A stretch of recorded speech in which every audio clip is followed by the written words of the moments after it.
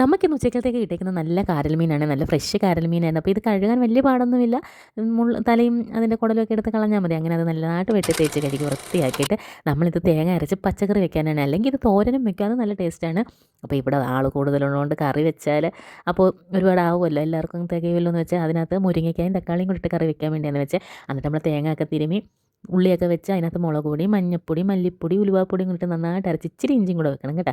ഞാൻ തേങ്ങ അരച്ച് കറി വെക്കുന്നതിനകത്ത് ആദ്യം കടുക് വറുത്തിട്ട് അതിനകത്ത് രണ്ട് മൂന്ന് കൊച്ചുള്ളിയും കൂടി ഇട്ട് വാട്ടിയിട്ട് ഇച്ചിരി ഇഞ്ചിയും കൂടി ഇട്ട് വാട്ടിയിട്ട് പിന്നെ അരപ്പൊഴിച്ച് തിളപ്പിച്ചിട്ട് പിന്നെ ഈ മുരിങ്ങയ്ക്കായും തക്കാളിയും പച്ചമുളകും കൂടെ ഒക്കെ കീറിയിട്ട് അത് തിളച്ച് വരുമ്പോൾ നമ്മൾ മീനും കൂടെ പറക്കിയിട്ട് 2 കുടംപുളിയൊക്കെ ഇട്ട് ഉപ്പൊക്കെ ഇട്ടെടുക്കും കേട്ടോ.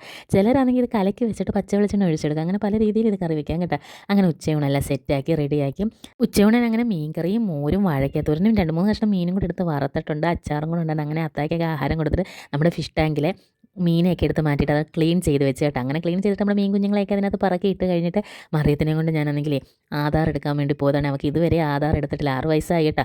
അപ്പോൾ അത് ആധാർ എടുക്കാൻ വേണ്ടി പോയതാണ്. ഇതൊരു അവധി ദിവസത്തെ ഉച്ചയൂണാണ്, അതുകൊണ്ടാണ്. ഇത് നമ്മുടെ പനമ്പറ്റയിലുള്ള അക്ഷയ സെൻറ്ററിലാണ് ഇപ്പോൾ എടുത്ത് നല്ല സർവീസായിരുന്നു അവിടുത്തെ കേട്ടോ. അപ്പം വലിയ തിരക്കും കാര്യങ്ങളും ഇല്ല, എന്നാലും ഇച്ചിരി താമസം ഉണ്ടല്ലോ എടുക്കുന്നതിന്. പിന്നെ എനിക്കൊരു കൊറിയർ അയക്കാനുണ്ടായിരുന്നു.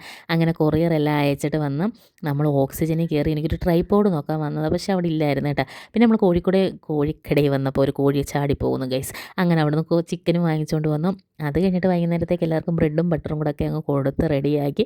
പിന്നെ രാത്രിയിലത്തേക്ക് നമ്മൾ ആ ചിക്കൻ മേടിച്ചത് ഇച്ചിരി കറി വെച്ച്, കാരണം അപ്പോൾ രാവിലത്തെ ബ്രേക്ക്ഫാസ്റ്റിനും ആകുമല്ലോ. പിന്നെ പിള്ളേർ തേങ്ങ അരച്ച പച്ചക്കറിയൊന്നും കഴിക്കത്തില്ലല്ലോ. അപ്പോൾ അങ്ങനെ അത് പെട്ടെന്ന് ചപ്പാത്തിയും ചുട്ട് ചിക്കൻ കറിയൊക്കെ ആയിട്ട് കൊടുക്കണം. അപ്പോൾ നമ്മൾ കുക്കറി ഇട്ട് പെട്ടെന്നൊരു കുക്കർ ചിക്കൻ കറിയാണ്.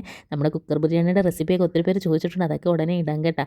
അങ്ങനെ ചിക്കൻ കറിയൊക്കെ വെച്ച് റെഡിയാക്കി അങ്ങനെ ആബിദിനൊക്കെ ചിക്കൻ കറിയൊക്കെ കൂട്ടി കൊടുക്കുകയാണ് ഗൈസ്. അങ്ങനെ എല്ലാവർക്കും ചിക്കൻ കറിയും ചപ്പാത്തി എല്ലാം കൊടുത്തു കഴിഞ്ഞിട്ട് നമ്മൾ അടുക്കളയെല്ലാം നീറ്റാക്കിയിട്ട് പിന്നെ പോയി കിടന്നുറങ്ങി. അത്രയേ ഉള്ളൂ ഇന്നത്തെ വീഡിയോ. അപ്പോൾ വീഡിയോ ഇഷ്ടപ്പെട്ടാൽ ചാനൽ ഒന്ന് സബ്സ്ക്രൈബ് ചെയ്യണേ.